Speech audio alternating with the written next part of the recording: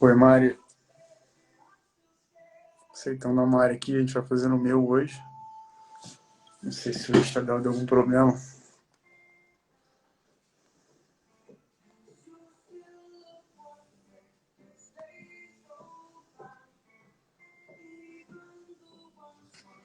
Fala, pessoal.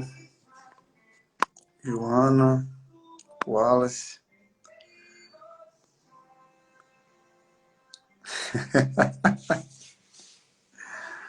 Já mudei, Maurício. Mari, manda aí que eu te aceitei. Não tá, por alguma razão não tá.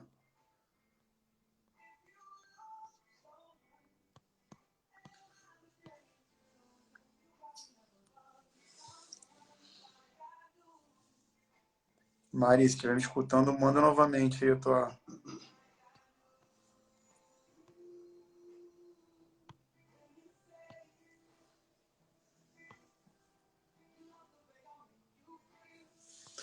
Se tá tendo algum problema no Insta dela, vamos esperar aqui para ver se ela fala comigo.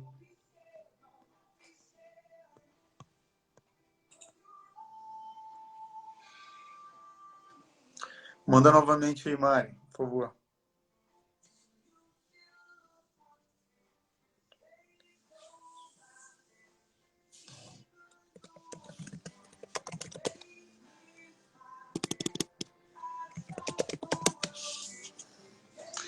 Martinha.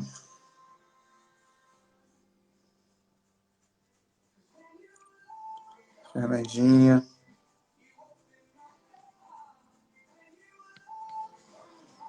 Doutor Cresque na área.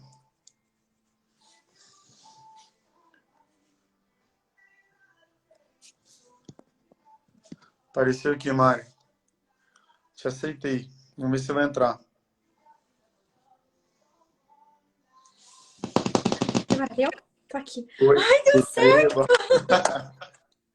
Já Meu estamos Deus, aí. que difícil isso! A minha lâmpada queimou. Aí eu não achava alicate, nada pra trocar, tava no escuro. Fiquei desesperada, suei um monte, daí deu. Daí fui pra fazer a live e não deu. Aí fui pra entrar na live, não deu. Meu Deus! Eu tava pensando o que eu ia falar aqui. Eu tava inventando o que eu ia contar piada aqui pro resto do pessoal.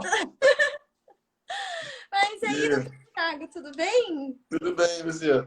Bem também. Obrigada aí por aceitar participar dessa live tão Então, especial, né? Quem não sabe, eu sou fã do Dr. Thiago há muito tempo.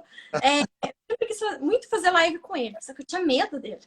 Eu pensava assim, meu, eu vou convidar ele para fazer uma live comigo. O cara é muito pop, muito celebridade, ele não vai fazer live comigo, né?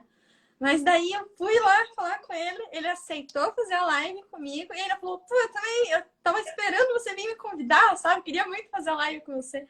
E daí a gente chamou o Brasil inteiro, não me chamava, tava eu tinha esperando. medo, não sabia, ai meu Deus, né?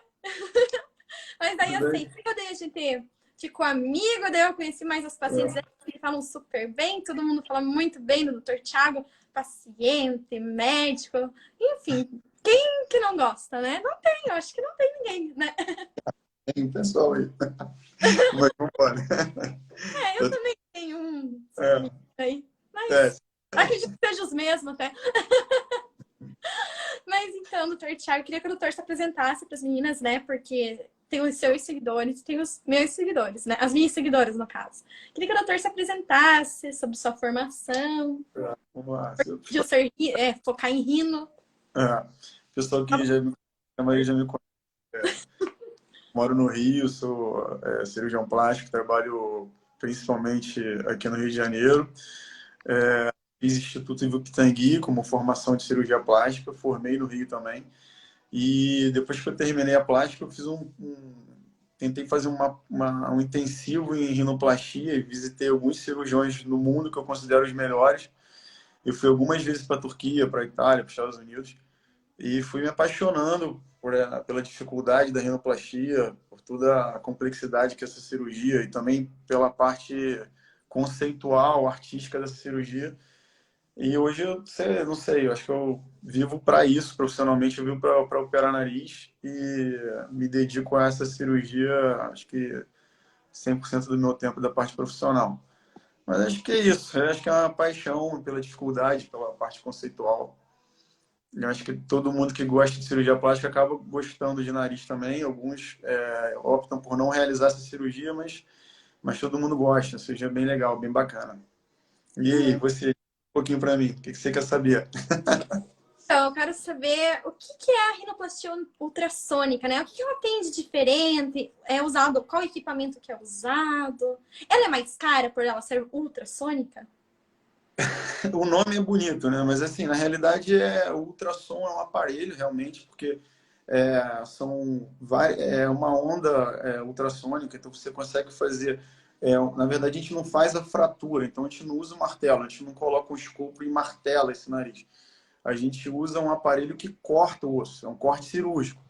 Então ele atua só na parte óssea e a gente evita de fazer a lesão da parte mole, que a gente chama, das partes moles. O que são partes moles? É a musculatura, é a mucosa nasal. Então, muito daquele roxo que fica no pós-operatório é o sangramento que acontece no intraoperatório. E esse sangramento acontece porque a gente acaba machucando um pouco a musculatura, machucando um pouco a mucosa, que é normal de qualquer procedimento. Então, qualquer cirurgia que a gente faz, a gente acaba fazendo uma lesão cirúrgica, é um trauma cirúrgico, um trauma calculado, mas é um trauma. E isso pode gerar um sangramento no abdômen, na mama. E aqui na face é exatamente a mesma coisa. Então, se a gente corta o osso, a gente acaba. é, Se a gente corta o osso, apenas o osso, não o músculo e não a mucosa, a gente acaba diminuindo o sangramento e também diminuindo essa formação de roxo de equimose. Então, na realidade a substituição do martelo e do escopro, né, pelo aparelho ultrassônico. E aí a gente chama o aparelho que eu uso é o piezo, mas tem vários aparelhos, tem vários fabricantes desse aparelho. E não é mais cara, na realidade tem um custo esse aparelho, a gente acaba fazendo investimento, mas o custo da cirurgia não tem relação direta com esse aparelho. A gente faz Hum. investimento anual aí de reposição de peça, reposição de caneta, de ponteiras, mas isso não é passado diretamente para o paciente. Isso não tem você não paga por uma tecnologia, não tem isso, não existe essa. Pelo menos eu não faço dessa forma. Acho que a maioria dos colegas também não faz. Eu nunca ouvi nenhum colega dizer que cobra mais caro para fazer uma rinoplastia ultrassônica. É só alguns aderem a essa técnica e outros não. Uhum. Eu até vi que fora do Brasil eles Seria chamam de. legal mostrar, mas é que não tem como mostrar isso agora. Mas Faz uma história depois e me marca mostrando o que que é o peso, que daí tá, eu te mostro. posto no Reels, que eu acho que vai dar melhor. Né?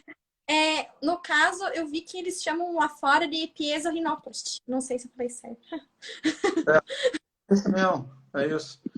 Ou ultrasonic rhinoplasty, é a mesma coisa. Na verdade, é só uma nomenclatura, porque o piezo, ele foi em teoria, ele é o mais, assim, mais famoso, assim, é o melhor equipamento, né? Na minha opinião, é o melhor. Mas existem outros muito bons também, mas esse piezo, ele é, assim, em teoria, é o mais conhecido, mais popularizado.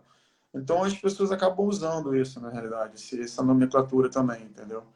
E aí Uhum. tem e aí acabou virando, é como se fosse um martelo, assim, então virou piezo, entendeu? Mas foi uma nomenclatura inicial, mas não tem muita relação direta com o nome, não. É a rinoplastia ultrassônica, na verdade.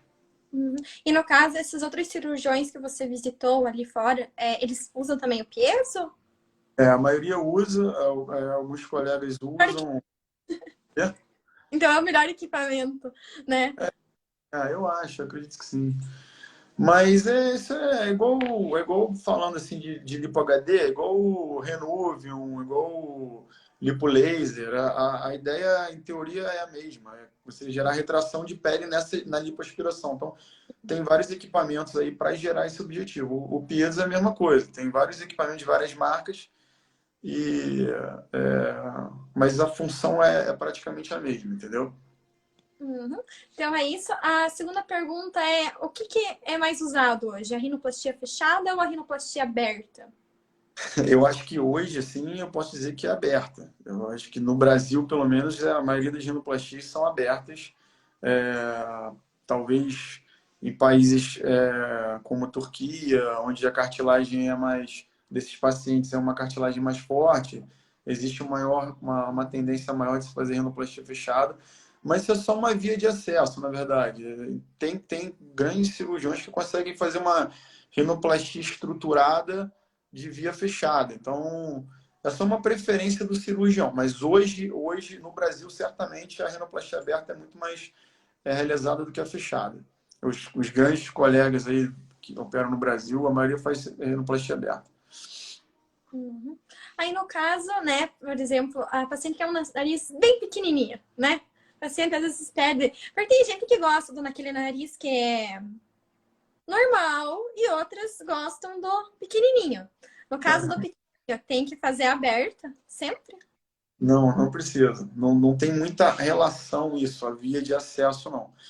O que proporciona esse nariz menorzinho, na verdade, é a própria paciente. Então, assim, a paciente precisa ter características para que ela possa pedir ao cirurgião, ou assim, na consulta, ela tentar gerar esse pedido, tipo, eu quero um nariz pequeno, doutor, é possível chegar?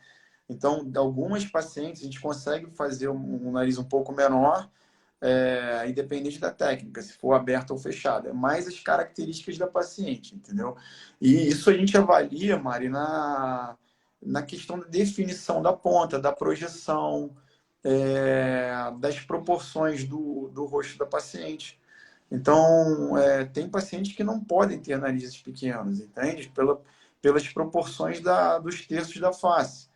Então, você botar um nariz muito pequeno numa paciente com um rosto longo, um rosto mais arredondado, esse nariz provavelmente vai ficar perdido ali.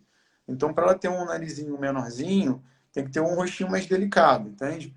E, obviamente, que se botar um nariz também muito projetado, muito longo, num rosto menor, também vai ficar desarmônico. Então, a expectativa em relação ao resultado é sempre assim, é, a principal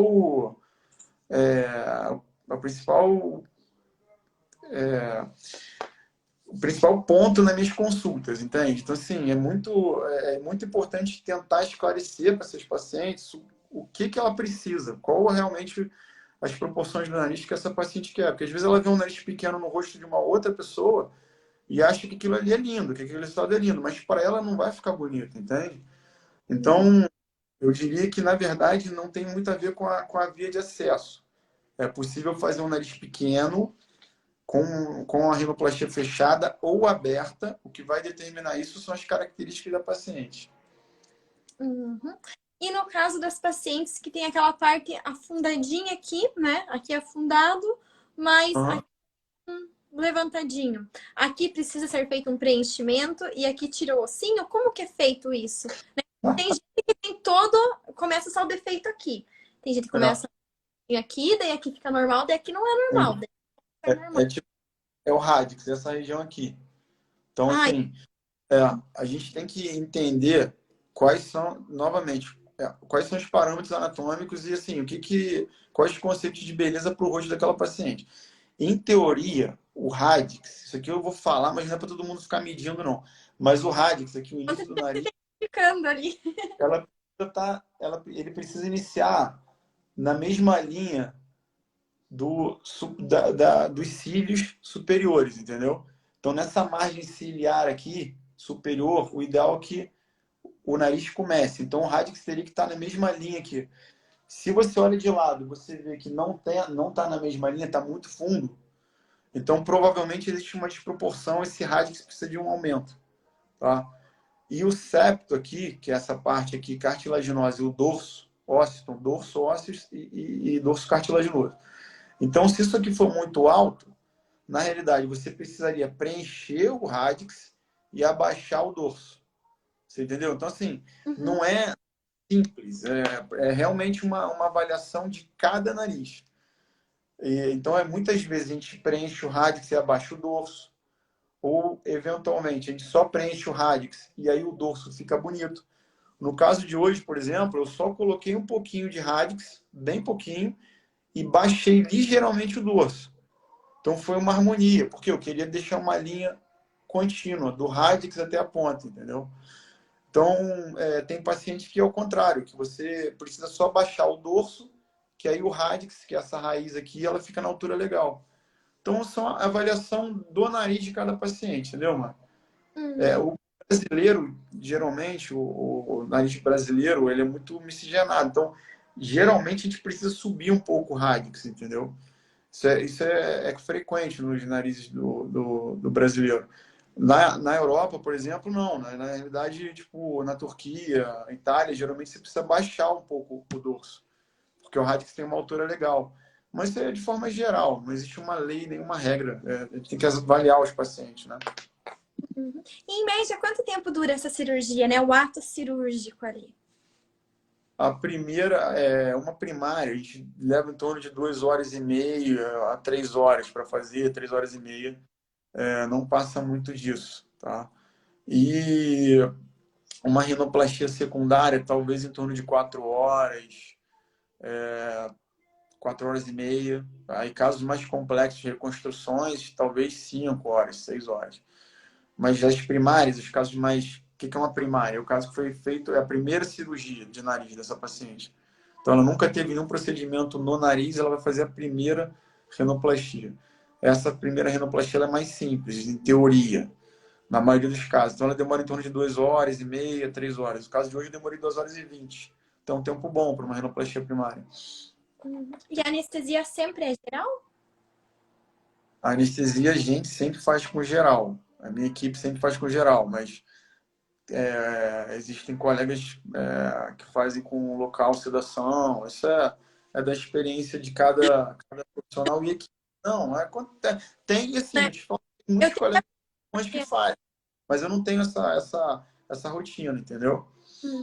Eu, assim, né, que eu já fiz live com alguns anestesistas, né? E daí, todos eles sempre falam que as pessoas morrem de medo da anestesia geral, né? Todo mundo fica, meu Deus, anestesia geral, não quero. Mas, na real, é a anestesia mais segura que tem. Você não vai fazer sua cirurgia. Eles vão estar te monitorando o tempo todo. Então, não tem por que não fazer anestesia geral. Não precisa ter esse medo, né? Eu procuraria um cirurgião, né? Bom saber que, né, tem gente que faz com anestesia local, né? Eu já procuraria o melhor cirurgião e a melhor anestesia junto, né? Sim, sim. A anestesia geral é realmente muito segura. A gente consegue proteger, a gente chama de, são termos técnicos, mas é proteção da via aérea, ou seja, por onde o paciente respira. Então, você tem ali uma via aérea protegida, e isso torna o procedimento muito seguro. Então, eventualmente, um sangramento, pode fazer um gotejamento posterior, ou seja, sangrar um pouquinho para trás. Você está com aquela via aérea protegida. Tá? Não que se você fizer uma outra anestesia, não seja seguro. Também é seguro, mas na nossa rotina, e eu acho que a maioria dos colegas eles têm a preferência pela anestesia geral. E é o que você falou, o paciente está monitorado o tempo todo, tem monitorização de todos os parâmetros, tá? É bem seguro. A paciente tem que estar rígida e com os exames tudo certinho, com a saúde em dia, mas dentro desse mundo, tipo, onde a paciente é saudável, é uma anestesia bem segura. E sobre a sua conduta médica, quantas pacientes você espera por dia? E por Eu que faço essa sua quantidade? sempre isso aí, né? Eu faço uma por dia só, Maria. Eu já realizei mais de uma cirurgia por dia, eu fazia duas, já cheguei a fazer 3 cirurgias por dia. Mas, assim, depois de um determinado momento, eu fiz uma opção particular, uma opção minha, de operar apenas um paciente por dia. Eu acho que eu consigo, Thiago, consigo me dedicar mais àquele caso e conhecendo as minhas limitações também. Existem muitos, eu sempre gosto de citar os colegas, porque a gente conversa bastante. Eu tenho bastante amigo que faz ginoplastia, inclusive admiro vários deles. Então, assim, tem colegas que conseguem fazer 2, 3 rinoplastias com a mesma performance. Eu sou um cara que deixa muito ali no ato cirúrgico, assim, eu tento deixar o meu melhor na cirurgia, na única cirurgia que eu estou fazendo. Isso me desgasta um pouco, depois que eu termino a cirurgia eu fico um pouco cansado, então eu tento fazer uma só. E a gente conseguiu isso de um tempo para cá, a gente está conseguindo fazer uma cirurgia por dia, As pacientes entendem isso, a maioria das pacientes entendem, elas até gostam disso. Sim. Funcionado, eu diminuí meu número de reoperações, a gente consegue hoje ter uma porcentagem de reoperação muito menor. Então, acho que a gente perde talvez 20 minutos, meia hora a mais ali, que talvez, isso na minha rotina, eu consiga diminuir o número de reoperações por conta de estar fazendo um caso por dia. E eu consigo me dedicar a esse paciente também, dar atenção, poder responder ele de uma forma mais rápida. Isso tem funcionado para a gente. E eu acho que é um caso por dia suficiente, eu não preciso mais que isso, entendeu? Uhum, entendi. Eu concordo com sua conduta e acho que todos têm que seguir esse uma cirurgia por dia, né? Porque as pacientes precisam da dedicação do cirurgião plástico. O cirurgião plástico que opera aí 10 narizes por dia, como que ele vai dar atenção para 300 no mês, né? 300, né? Sim. É Mas muito... tem colegas que conseguem fazer isso. Eu tenho uma equipe grande também, eu tenho 3 assistentes cirurgiões plásticos, mas isso é logística, dá para fazer. É só uma opção pessoal. Assim, eu não tenho nenhuma crítica a quem opera mais de um, não, tá? Mas bom que você gostou também. Então, por que o nariz negroide é tão complexo, né? Porque a gente vê hoje que alguns cirurgiões não aceitam o nariz negroide, né? Porque é difícil. Fala lá. Então, nariz negroide, ele tem várias características que são mais complicadas de serem tratadas. Então, uma dessas características é a base. A base do nariz, a pirâmide do nariz, pirâmide óssea, geralmente ela é mais larga. Geralmente ela invade mais aqui essa parte da face. Eu vou tentar usar mais fáceis para vocês entenderem. E o dorso geralmente é muito baixo, tá? A ponta, ela tem uma desproporção para o dorso. Ela geralmente é larga, ela tem geralmente um componente de gordura e de músculo maior nessa ponta. E, além disso, a pele do paciente com características negroides, e aí não depende tanto nem da cor do paciente, é mais das características mesmo. Então, tem paciente. Claro que o nariz ele vem até aqui assim, mais ou menos, né? Exatamente. Então, assim, essas características são difíceis de tratar. Porque você tem que fazer uma fratura bem baixa, avançar esse osso, levantar esse dorso, aí tem que geralmente pegar a cartilagem da costela, tá? Nossa. Tentar definir essa ponta, que é uma ponta com componente de gordura, pele grossa, que a pele não retrai tão bem, é uma pele mais difícil de dar definição. E fora essa base nasal, que geralmente Nossa, fica é, tudo, né? é Faz isso? se você faz uma alectomia errada, você acaba fazendo isso. E você Hum, acaba causando uma deformidade aqui embaixo. Então, tem limitações. Então, você também tem que saber até onde você pode ir para não gerar um bem, estigma. bem complexo mesmo. E um nariz negroide, sim, demora quantas horas? 4 horas? Igual com uma cirurgia secundária? 3 horas e meia. Eu tenho um volume legal de nariz com essas características. Então, a gente acaba que já faz com um tempo menor. Mas 3 horas e meia a 4 horas, acho que é um tempo bem assim, adequado para um nariz negroide, entende? Porque tem que tirar, geralmente eu tiro costela, eu tiro cartilagem da costela. Então isso também demora um tempo, talvez 20 minutos, meia hora para fazer, entendeu? Uhum. E no caso da paciente, vamos supor que ela fraturou o nariz. É mais complicado esse nariz? Ou, tipo, que não seja uma fratura recente, mas um dia ela foi lá, quando ela era criança, ela fraturou o nariz. Aí Uhum. cresceu, ou talvez não cresceu muito, né? Porque às vezes as pessoas podem ser pequenas. E daí, ela quer operar esse nariz. É mais difícil de operar um nariz quebrado? Sim, E muito. ter um nariz quebrado antigo e de um nariz quebrado recente. Ai. De- Vai depender do trauma, de onde foi esse trauma e do que foi gerado nesse trauma. Então, trauma nasal, ele pode fazer a fratura dos ossos do nariz, dos ossos próprios, e pode fazer a fratura do septo também, das cartilagens. E também, se for um trauma com uma força muito elevada, você pode inclusive lacerar a mucosa, ou seja, dentro do nariz. quanto mais lesão você tiver, mais complexo é. Porque você... E as lesões, elas são diferentes. Então, ela não é uma lesão, uma fratura cirúrgica, que você corta o osso aqui, corta o osso aqui. Então, pode ser que ela gere uma lesão de um lado e não gere do outro. Isso vai causar uma fibrose, um tecido de cicatrização de um lado e não vai causar do outro. Então, às vezes, esses narizes, eles tendem a... Depois que você opera esse nariz, eles tendem a cicatrizar de forma diferente.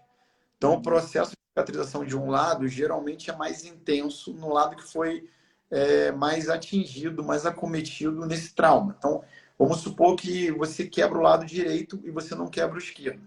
E aí, na hora que você fazer a rinoplastia, você vai precisar regularizar, equalizar ou tentar equalizar esses lados.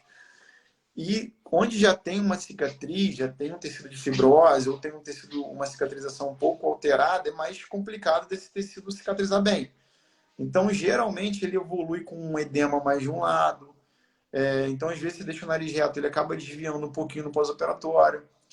As lesões de mucosa, de revestimento do nariz, também são mais complexas, porque às vezes você tem que fazer retalhos. São técnicas que você precisa fazer de um lado que você não tem que fazer do outro. Tudo que você precisa fazer de um lado e você não precisa fazer do outro, isso pode gerar uma cicatrização diferente e gerar simetrias. Então, a dificuldade do nariz traumático é essa, que você não tem como controlar como ele vai cicatrizar. Respondendo em relação ao trauma tardio ou precoce, eu acho que os narizes que são mais... que já tem um tempo maior de trauma, são mais fáceis de você tratar, porque aquilo ali já está, aquela região já está meio estabilizada. Então, você já sabe exatamente como está aquela região, onde tem realmente cicatriz. Ou um trauma um pouco recente, isso você ainda pode estar ali atuando numa região que não cicatrizou completamente, entende? Então, você pode estar ali no meio de um processo de cicatrização e isso pode gerar alguma alteração. Então, eu prefiro esperar para operar. Obviamente que se a paciente chega com o nariz assim, a gente tem que tentar, às vezes chega com o nariz totalmente desviado, a gente precisa pelo menos centralizar esse nariz, entende? Entendeu? Sim. Agora uma pergunta polêmica. Todo mundo precisa de Todo mundo precisa de quê? Rocutan? Acho que, cara, eu realmente não passo para todo mundo, tá? Eu passo na maioria dos casos, passo talvez em torno de 85%. Eu não gosto de passar antes, mas assim, é conduta minha. Eu acho que a maioria dos colegas passam antes e depois eles continuam o tratamento. Eu uso depois da cirurgia. Eu prefiro trabalhar o nariz da maneira que ele é realmente, tentar deixar ele o mais próximo possível do que eu acho bonito ou consigo alcançar numa cirurgia. Eu deixo ele o mais definido possível, o mais fino possível, etc. E aí, depois disso, eu vou entrar com o Rakutan. Eu acho que operar um nariz com o Rakutan, na minha opinião, isso é minha opinião, tá? Contrário, talvez 80% faça diferente. Você está operando um nariz que você está operando uma pele que não é aquela realidade. Então, talvez, se você parar de usar, talvez aquele nariz perca um pouco de definição depois. Eu ainda não isso não tem nenhum estudo, mas assim, a minha opinião própria, eu prefiro fazer depois. Não faço para todo mundo, porque tem inclusive 2 casos meus que eu não passei o Rocutan, a paciente fez, tá? E começou a marcar muito a cartilagem. Então a cartilagem ela começou a aparecer aqui e ficou um resultado que estava incomodando ela. Porque ela começou o Rocutan no momento que não era o ideal, entendeu? Então assim, acabou marcando e depois ela parou e isso melhorou. Uma outra não parou, marcou e a gente vai fazer um retoquezinho. Então, não é para todo mundo. Nada na vida serve para todo mundo, entendeu? Então, assim, para mim, isso não funciona. Mas como na maioria dos pacientes brasileiros, a gente tem uma pele um pouco mais grossa, não somos europeus, aqui, o povo lá do norte da Europa, que tem a pele bem fina, a nossa maioria é de pele grossa, então a gente usa na maioria dos casos. E por isso que tem um pouco mais de experiência com esses narizes, do que o próprio cirurgião americano ou europeu, porque a gente já tem o costume de trabalhar essas peles um pouco mais grossas, que são comuns do povo latino, né? Entendeu? Entendi. No caso, ela tem que fazer limpeza de pele antes da cirurgia? Por causa dos cravinhos e tal, cortou, nheque. A limpeza de pele a gente sempre indica. Geralmente eu peço para o paciente fazer a limpeza até 4 dias ou 5 dias antes da cirurgia. Acho interessante fazer, porque depois vai ficar um tempo sem fazer essa limpeza. Nem toda paciente precisa, tem paciente que nunca fez limpeza de pele e não vai começar a fazer uma semana antes da cirurgia. Mas aquela paciente que está acostumada a fazer, eu peço para ela fazer mais 5 dias, 4 dias antes da cirurgia. Eu não gosto de mexer muito no nariz com 48 horas antes da cirurgia, não. Tá? Ideal. E quais são os cuidados no pós-operatório de quem faz uma rino? Precisa de muitos cuidados ou é uma cirurgia mais tranquila? Depende, né? Tipo, vai depender dessa paciente, na realidade, ou do paciente. É uma cirurgia hoje que a gente consegue um trauma cirúrgico muito menor do que antes, principalmente com o uso desse equipamento ultrassônico. Ela precisa, eu gosto de pedir para o paciente ficar 30 dias sem malhar, isso é sempre um motivo de reclamação no consultório. O paciente quer começar a voltar a malhar com 15, tem um monte de paciente minha aí, elas sabem que eu estou falando a verdade. Elas querem mais 15 dias, eu peço 30 dias, o nariz incha realmente. E no retorno às atividades, falando primeiramente de atividade física, eu peço para evitar aqueles exercícios que a paciente fica com a cabeça mais para baixo. Então, elevação de perna, de membro inferior, onde a paciente abaixa a cabeça e levanta a perna para cima. Todos esses movimentos, esses exercícios que você tem que botar a cabeça abaixo do corpo, abaixo do tronco, você aumenta o fluxo de sangue na face. Então, acaba que aumenta o fluxo de sangue no nariz e aumenta o inchaço. Esse edema, esse inchaço que ainda não está no nariz totalmente cicatrizado, ele demora mais a drenar. E aí é interessante sempre que puder, depois de uma atividade física, realizar uma drenagem e colocar gelo também. Tá? O curativo, eu gosto de usar o curativo mais durinho durante uma semana a 10 dias. Então, 7 a 10 dias ela fica com aquele curativo duro. Os pontos eu tiro com 7 dias. E a gente micropora o nariz, que é aquela fita de micropora, a gente chama de taping, né? A gente faz isso por até um mês de pós-operatório. Então, eu peço para o paciente ficar um mês com o nariz microporado. Então, toda semana eu troco o curativo para ela, ou ensino ela a fazer. E aí, acabou o primeiro mês, no segundo mês ela pode microporar à noite. Eu peço, nem todo mundo faz. E exposição ao sol, eu peço em torno de 30 a 45 dias, sem ir para praia, sem ir para piscina. E óculos? Óculos, então. Óculos tem um curativinho que a gente consegue colocar aqui no nariz, que é uma almofadinha. Que ele é tipo uma dupla face e você consegue colocar. É uma almofadinha que cola aqui. Dá para usar o óculos, entendeu? A gente tem que usar óculos leve, tá? Principalmente óculos leve. Mas assim, eu peço 30 dias. Depois desses 30 dias, eu libero o uso do óculos com essa almofadinha. Algumas pacientes não conseguem ficar sem óculos. Essa é a realidade. Aí tem que bolar algumas coisas, óculos que não encostam no osso, aqueles óculos que ficam fixos mais nas laterais. Ou bota um microporzinho com algodãozinho. Tem algumas saídas, assim, mas o ideal mesmo é se você puder ficar 30 dias sem usar, é o melhor dos mundos, entende? Mas não acontece, não. E para dormir? Pode dormir assim já? De cabeça para baixo? Dormir com a barriga para cima, tentar evitar de virar a cabeça para o lado, eu sei que é difícil. Tem aquele travesseirinho de avião que a gente pede para paciente comprar, ou a gente até dá para os pacientes, para evitar de virar. Mas encostar o nariz no travesseiro, isso não pode nunca. Só vai poder isso aí depois de um mês e pouquinho, entendeu? Não é que o nariz está fraco para quebrar, entendeu, Mário? Mas é porque assim, a gente evita um edema, um edema maior de um lado, um inchaço maior de um lado, e aí a paciente fica menos estressada também. Qualquer alteração no nariz no pós-operatório é complicado se você trabalha psicologicamente. O paciente acha que o nariz vai desviar, que vai ficar torto. Qualquer alteração na narina, o paciente acha que aquilo vai ficar para sempre. Às vezes só um edema aqui em cima que levanta um pouco a narina.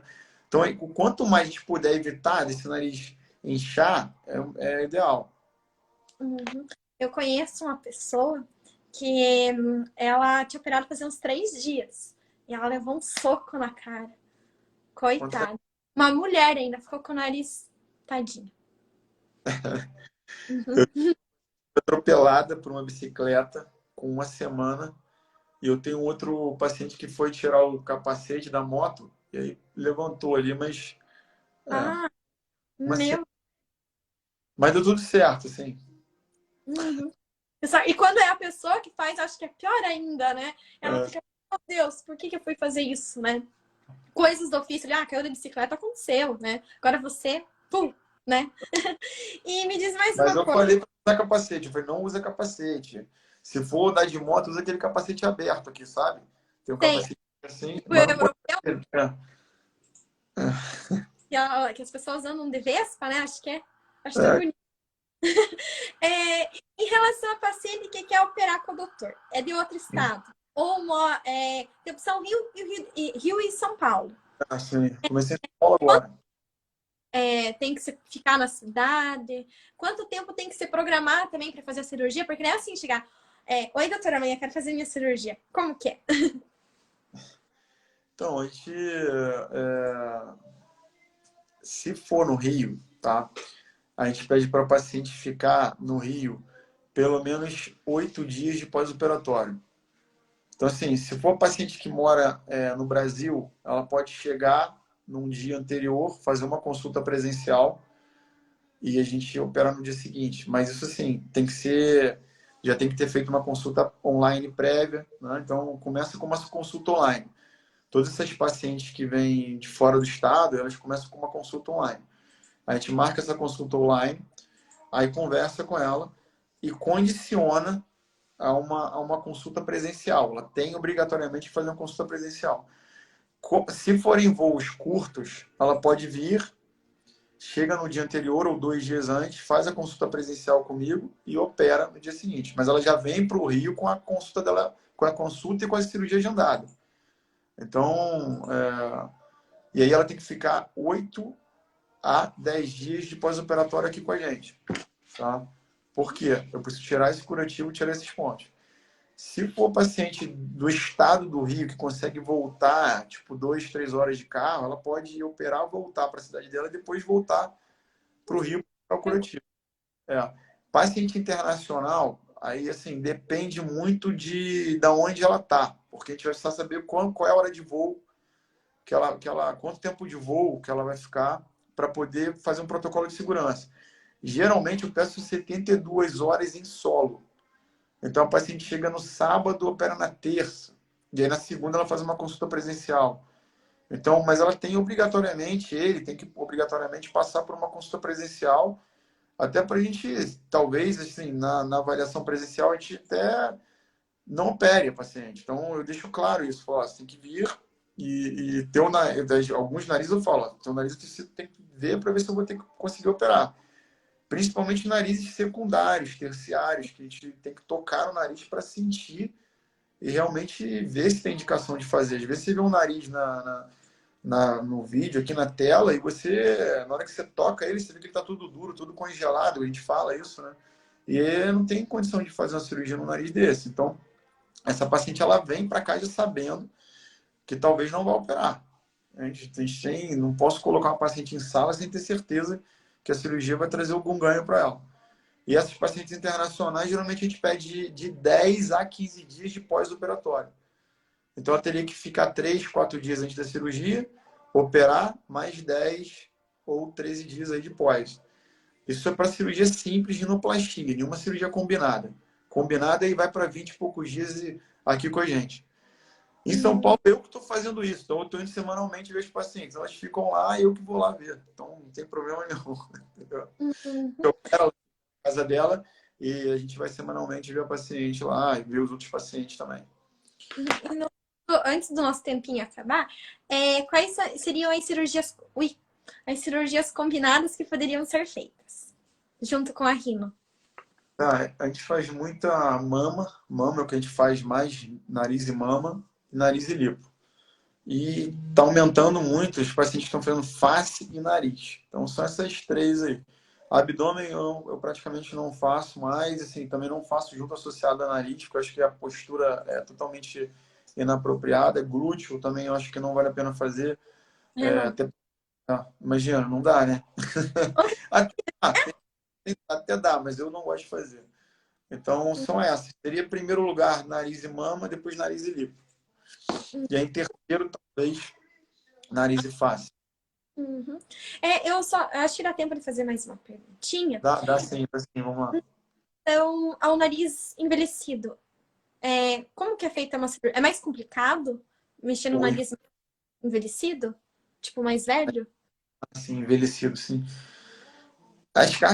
Assim, é tudo que não existe uma regra para todo mundo, né? A medicina tem disso. Então, a gente fala assim de forma geral, mas as cartilagens no paciente mais idoso, elas são mais fracas, entende? Então, elas são mais finas, assim. Então, essa estruturação, ela precisa ser mais intensa, tá? Mais técnica, porque você também não pode colocar cartilagens muito grossas ou enxertos muito grossos. A gente estrutura com enxertos, que são pedaços de cartilagem. Então, Uhum. você tem que deixar essas cartilagens mais finas, não pode ser uma cartilagem muito grossa. Então, geralmente, precisa de mais estruturação. E a pele também do idoso, ela também não é tão elástica quanto a pele do jovem. Então, essa pele, ela precisa ter uma retração adequada para que ela possa voltar, tá? E marcar todo o arcabouço, toda aquela estrutura que foi criada. Então você cria às vezes uma estrutura bem bonita, com o dorso retinho, a ponta fininha, empinadinha, mas essa pele às vezes ela não cola. Então ela fica sobrando. Por quê? Porque não tem tanta retração, tanta elasticidade quanto a pele do jovem. Então, geralmente, eu acho que esses são os dois maiores pontos aí de dificuldade numa rinoplastia de um paciente mais idoso, que são a cartilagem fraca e a pele que perde um pouco dessa elasticidade. Acho que Uhum. essa deu para entender, né? Sim. Então, no caso, quer operar o nariz, não deixa para operar daqui 20 anos, 30 anos. Opera hoje, né? É O que eu, melhor, né? é, eu acho. O que É, eu falo e assim, se tá te incomodando com 20, com 30, parou de te incomodar, tudo bem. Agora continua te incomodando com 25, com 28, com 29, 30, 35. Talvez ali com 60 você talvez para parar de ligar para algumas coisas, mas é, na maioria dos casos, esses pacientes voltam e acabam operando mais tarde. Mas assim, eu acho que o que realmente indica a cirurgia é o quanto que isso incomoda o paciente ou a paciente.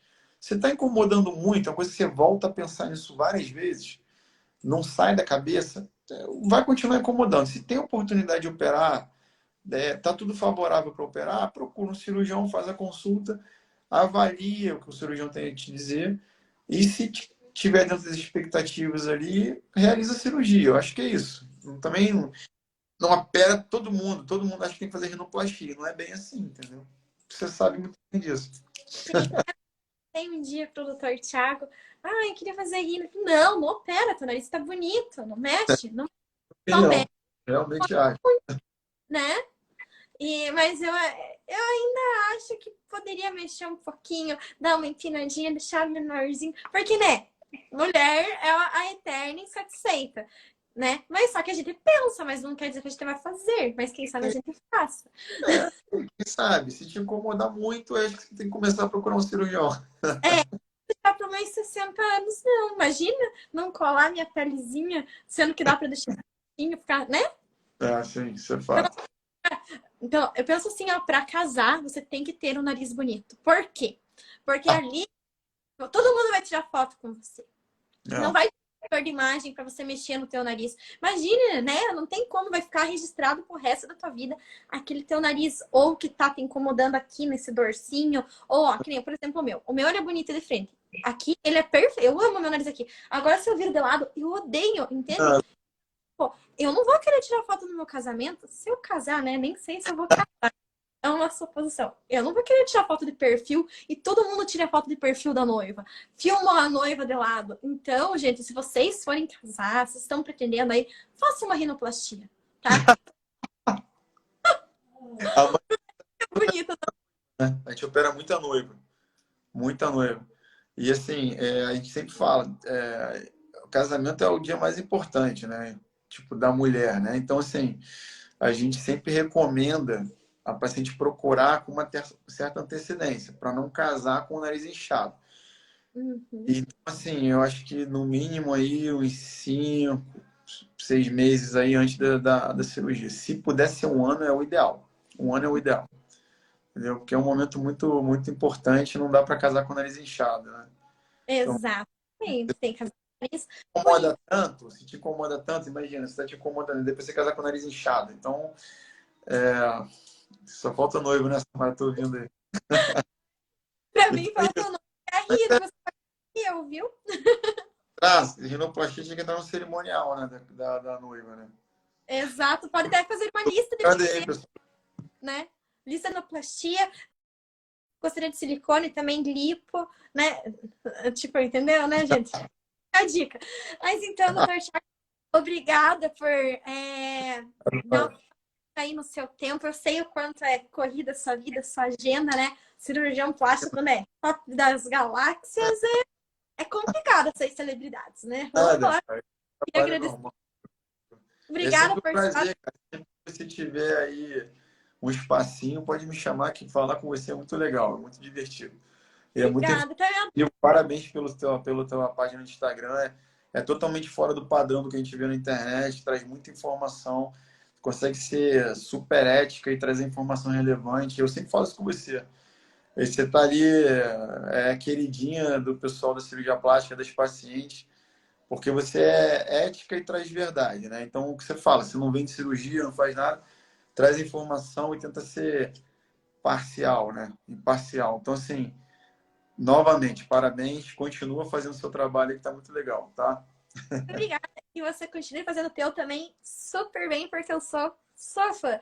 E se eu precisar um dia fazer rino, eu já sei com quem que eu vou fazer. Sempre falo isso, Fala né? isso aí eu vou virar famoso, eu vou ficar famoso. Rino já é. Mas então é isso. Um abraço, produtor, e para toda a sua família, tá bom? Um Obrigado, beijo, Márcio. Tchau.